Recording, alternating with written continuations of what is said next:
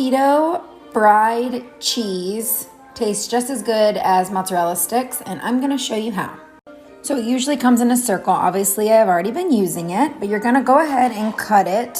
The thickness is your preference, but just make sure you start cutting it down. I like to cut it like so. Once you have your pieces, we're gonna go ahead and take it to our stove. So in a medium heat pan, we're gonna go ahead and lay down our cheese like so.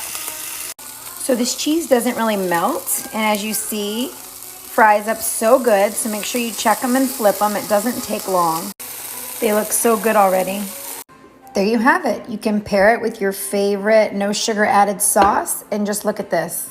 It's crazy. So good.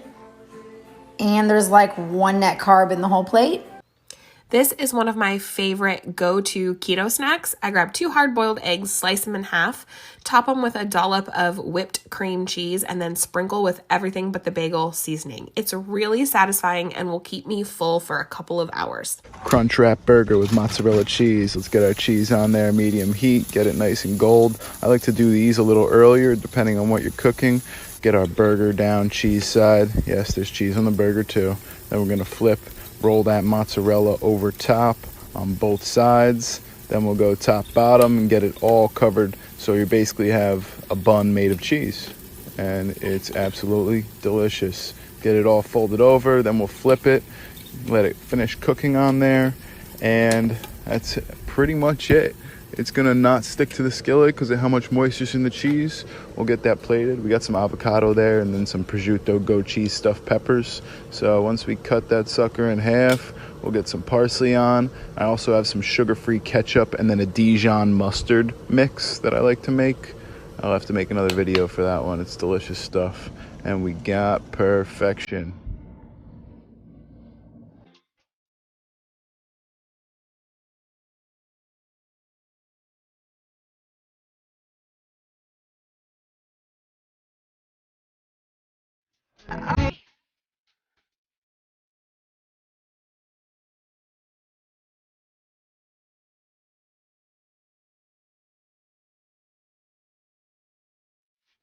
Here's one of my favorite to-go-to snacks.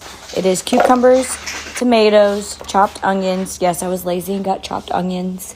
Garlic, salt, pepper, and red wine vinegar. Chop it all up and stir it. It's my favorite keto snack ever. It's super easy and everybody can make it. So it has 1 cucumber, it can be English, it can be regular, it doesn't matter.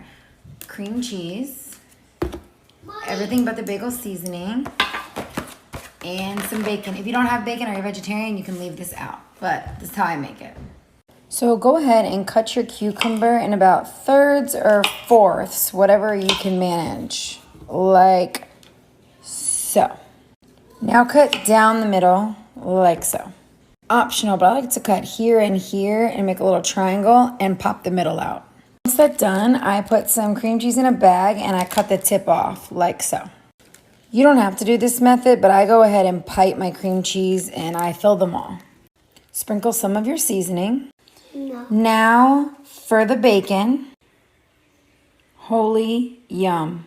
This snack is basically 0 carbs. Okay guys, start by shredding or grating 2 medium zucchini. Once I get these grated, I also squeeze as much water out as I possibly can.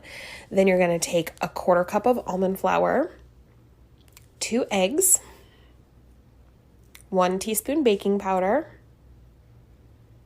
a 1/2 cup of mozzarella, and mix this all together. Then you're going to season. I love to use this everything bagel seasoning, but you can season it with whatever you want. Spray down your waffle iron. This also works with the mini chaffle irons, but I was making these for dinner, so I wanted everyone in the family to get theirs done at the same time. Scoop the batter into the waffle iron. This is going to need to cook for about 4 to 6 minutes.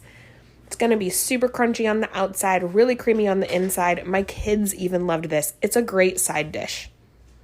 This Parmesan crusted bruschetta chicken is easy to make and delicious. Get 2 chicken breasts and in a bowl add 1 part Italian breadcrumbs with 1 part shredded Parmesan. I also add some dry oregano, garlic powder, and pepper. Stir it together and then dip your chicken into whisked egg, coat it with the breadcrumbs, and bake it on a cooling rack at 375 degrees for 35 minutes or until fully cooked. Then top it with some shredded parm and crisp it under the broiler for 1 minute. For the bruschetta, 2 Roma tomatoes diced, a generous amount of fresh basil, and in a pan on medium heat, add 2 tablespoons of olive oil with 1 teaspoon of minced garlic and let it simmer for a minute or 2 until it's slightly toasted like this. Let it cool and add it into the bowl with some salt and chili pepper flakes. Stir it all together and top off your chicken with it.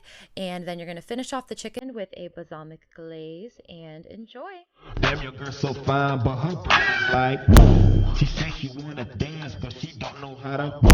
An ice looking like a star. Her name is Jenny. Bitch don't have no panties. I'm Steph Curry when I hit the 3. This teriyaki salmon was my most recreated recipe back when I started my food blog. Start by adding all the ingredients you see on the screen. Then I make a starch slurry. You can use any starch you like. Mix it all up and then add it to your teriyaki marinade. Then I drizzle some avocado oil on top of my salmon fillets. I add my marinade, garlic powder, salt, and pepper. Flip over the fillets so they soak up all the marinade. For my veggies, I'm doing button mushrooms, green beans, and some mini tomatoes. Add your salmon to a baking tray lined with parchment paper and drizzle the excess marinade over the veggies. Bake your salmon for about 15 minutes. As a side, I'm making couscous. I cook it the same way that I cook rice. All the details will be on my Instagram. When your salmon is finished, make sure you pour that glaze right back on top. Enjoy. What's for lunch? You're going to lightly grease a mini muffin tin and get 2 pepperonis just like this and cut a little cross into them just so they're more flexible, and you can put them right into the pan just like this. Get some keto-friendly sauce. I like to use this one, and put about a half teaspoon into each pepperoni. For cheese, I like to use these fresh mozzarella pearls. I put 2, sometimes 3 in there. Then I went ahead and added a little jalapeno to half of them and top with some fresh basil. Put into a 400-degree oven. Your times are going to vary. I did 10 minutes, but I wish I would have went a little longer to make them a little more crispy, but these were actually super good. Plate and enjoy. Don't forget to follow me on Instagram, keto.queen12.